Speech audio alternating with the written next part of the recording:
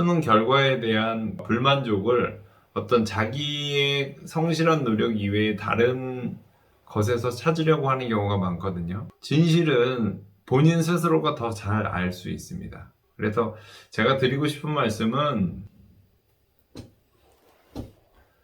안녕하세요. 이제 또 수능의 계절이 왔지 않습니까? 수능 때가 되면 한 번씩은 부모님들도 그렇고 수험생들도 그렇고 가슴앓이를 한 번씩 하게 되는데, 수능을 바라보는 시야에 대해서 말씀을 좀 드리고 싶습니다. 보통은 대학 입시를 결정하는 수학능력 시험이 당연히 되게 중요하고 인생의 큰 갈림길이 된다고들 생각하시는데, 사실은 그 수능도 그냥 이벤트인 거죠. 뭐 나이를 먹어가면서 대학 입시를 치르기 위한 하나의 과정에 불과한 건데, 그거에 대해서 이제 너무 부담감을 느끼는 상황으로 전 사회가 분위기를 딱 그런 쪽으로 만들어가고 있으니까, 수험생들도, 뭐 수험생을 두신 부모님들도 되게 힘든 시간을 보내는 것 같습니다. 근데 제가 학생들을 가르치면서 수능 때가 되면 반드시 하는 말이, 수능도 너희들이 살아가는 날들 중에 하나일 뿐이고, 더 중요한 건 너희들이 수능 시험의 결과는 너희들이 지금껏 해왔던 공부의 객관적인 지표라고 생각하면 된다. 그래서 혹시 공부를 열심히 했던 친구들은 진짜 부담 없이 시험장에 가서 임하면 될 것이고, 내가 생각해도 별로 공부 열심히 안 했다, 좀 게으름 폈다, 이런 식으로 생각이 드는 사람들은 오히려 좀 마음을 좀 비우고, 최선을 다하는 거는 다 하지만 그 결과나 성과에 대해서 너무 그렇게 부정적으로 생각할 필요는 없다고 생각합니다. 그런데 이제 인간이 하는 일이라, 가능하면 입시에서 합격이라는 좋은 결과물을 얻기를 원하는 게 당연히 인지상정일 텐데, 이제 그러한 경계에 있는 친구들이 좀 갈등 내지는 불안, 그런 거에 좀 조마조마할 수 있겠죠. 너무 공부를 완벽하게 해놨다고 한 친구들은 또 상대적으로 좀 여유로울 것이고, 너무 공부를 안 한 친구들, 뭐 편하게 말씀드려서 뭐 이번에 뭐 그냥 뭐 머릿수 채워주는 수능인데 뭐 이렇게 생각하면 오히려 편할 수 있는데, 조금만 하면은 잘 될 것 같은데 막 이런 마음을 가지고 있는 사람들은 오히려 굉장히 떨리기도 하고 그럴 것 같아요. 그런데 제가 이제 다년간에 걸쳐서 수능을 경험하고 나서 느끼는 것은, 수능은 절대 불측의 또는 생각하지 못했던 결과를 만들지 않는다는 점에서 일관성이 있다고 생각이 들어요. 물론 뭐 나는 공부를 준비를 많이 했는데 뭐 떨어서 시험을 못 쳤다, 또는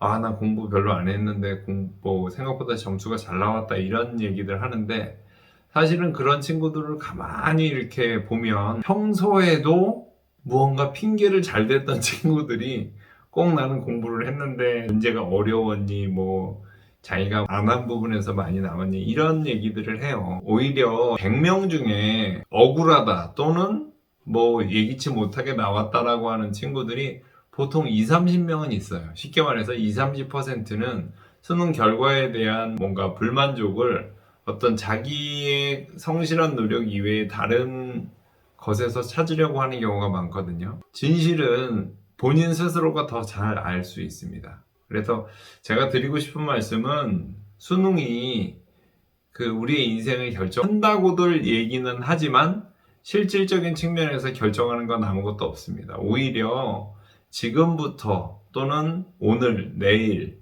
또 수능 끝난 다음날, 그 다음날 내가 어떤 정성으로, 어떤 방향성으로 노력하고 성실하게 또 시간을 보내는지에 따라서 인생이 결정되는 게 맞는 거겠죠. 하여튼 수능 준비하는 친구들에게 사실 고생했다 뭐 그런 얘기도 별로 하고 싶지가 않아요.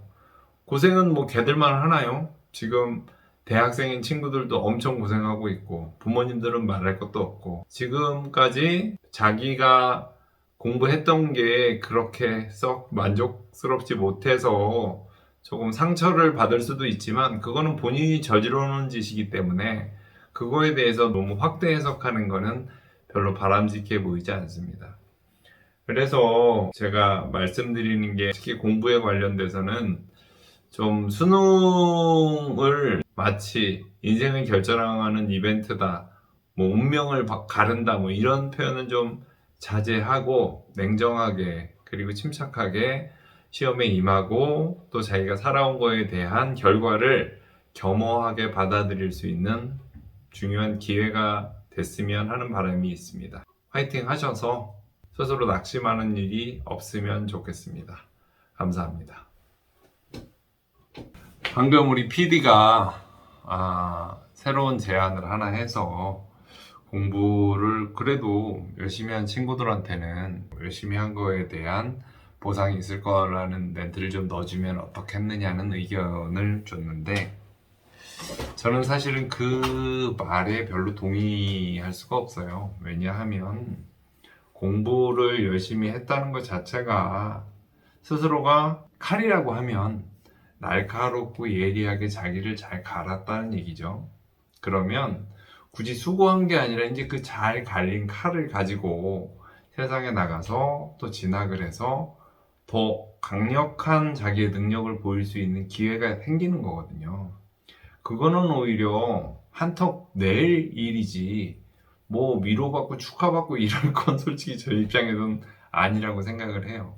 그래서 열심히 살고 정말 제대로 뭔가를 했다고 하면 응원은 해줄 수 있겠죠. 그동안 노력한 것으로 멋진 명검이 됐으니 칼로서 또는 어떤 재능으로서 세상에 긍정적인 방향성의 일들을 멋지게 해 나가시기를 바라겠습니다.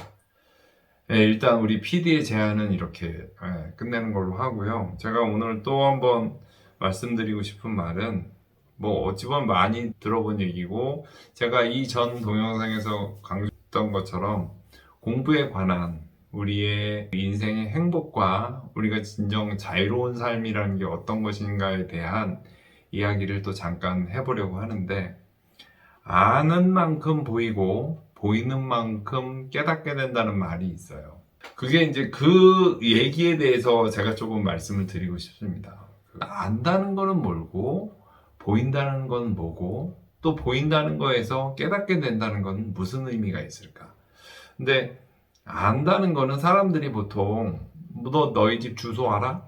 전화번호 알아? 뭐 엄마 얼굴 알아? 이렇게 단순히 어떤 내가 본 적이 있었던 기억, 그런 걸 안다라고 표현할 수도 있고, 수학이나 과학이나 이런 것처럼 안에 들어있는 원리나 개념에 대해서 충분히 이해를 하고 그 개념이나 원리가 어떤 식으로 작용하는지까지도 이해하고 있을 때 비로소 안다 라고 말을 할 수 있어요. 그런데 이제 좀 전에 말씀드린 것처럼 아는 만큼 보인다라는 말은 내가 어떤 문제를 풀 때 단순히 나 이거 풀 줄 알아, 그래서 이건 이렇게 계산하고 이렇게 계산하고 이렇게 계산하면 돼 라는 피상적인 측면에서의 알은 보이는 것을 되게 얕게 만들어요. 내가 내 친구 누구를 안다, 걔 이름을 알고 걔의 생김새를 안다, 그거는 그냥 아는 건데, 본다는 말은 걔가 어떤 걸 좋아하고 어떤 성향을 가지고 있고 걔의 집안이 어떻고 뭐 형제 자매들 부모님은 어떻고 이런 것들에 대해서 조금 그냥 단순히 어떤 대상을 외형적으로 안다는 개념보다는 그 친구의 주변 환경이나 그 친구의 캐릭터까지 알아야 비로소 보이는 게 늘어나는 거죠. 그 친구에 대해서. 그러니까 아는 만큼 보인다는 말은 알의 깊이가 깊어지면 그만큼 더 대상에 대한 정보를 또는 이해를 높일 수 있는, 보일 수 있는 측면이 많아진다는 것이고, 그 다음에 그 보임이 많아진다는 것은 알이 깊어졌다는 얘기고, 그래서 더 많이 볼 수 있다는 것이고, 그걸 통해서 얻게 되는 게 깨달음이 되는 거예요. 쉽게 말해서 뭐 숫자에 대해서 알죠. 그리고 숫자에 대해서 알다 보니까 숫자가 단순히 자연수만 있는 게 아니라 정수도 유리수도 무리수도 또 실수도 허수도 복소수도 이렇게 수가 다양하게 있다라는 거는 알면 볼 수 있는 가능성이 훨씬 더 커지고, 볼 수 있는 가능성이 커진 상태에서 그것들이 어떤 연산작용이라든지 다양한 수학적 변형과 응용의 그런 메커니즘에 대해서 알게 됨으로써 비로소 이제 수학에 대한 깨달음이 생겼다는 얘기까지 갈 수가 있는 것 같아요. 그래서 단순히 안다라는 게 피상적으로 아는 것이 아니라 깊이 있게 알아서 더 많은 걸 볼 수 있고, 그 보이는 것이 더 깊어지고 많아짐으로써 그 원리의 전반적인 흐름을 이해할 수 있는 단계가 되고, 또 다른 상황이나 다른 입장에 대해서 적용할 수 있는 단계가 됐을 때 비로소 깨달았다라는 표현을 쓸 수 있는 일이 아닐까라는 생각을 하게 됩니다. 그래서 결론적으로는 우리가 보통 일상적으로 사람 사이의 관계든 공부의 관계이든 간에 단순히 피상적인 어떤 것을 본 적 있어? 알아? 그 사람 나 알아. 이걸로 끝나는 것이 아니라 그 사람에 대해서 좀 더 찬찬하게, 그 사람의 그 성향이라든지 그 사람의 장점, 단점, 그 사람이 좋아하는 것과 싫어하는 것, 이런 것을 알므로써 친구 간에도 우정이 더 깊어질 수 있고, 또 춥잖아, 이제 겨울이 돼가는데 나를 따뜻하게 해줄 수 있는 그러한 관계를 구축하는 데 있어서도 단순히 알미, 볼 수 있는 단계, 볼 수 있는 것이 그 대상을 깨달을 수 있는 단계까지 성장할 수 있는 그러한 기회들이 됐으면 좋겠습니다. 오늘 뭐 간단하게 또 10분 남짓 이렇게 말씀을 드렸습니다. 또 조만간에 또 다른 주제, 다른 영상으로 또 찾아뵙도록 하겠습니다. 감사합니다.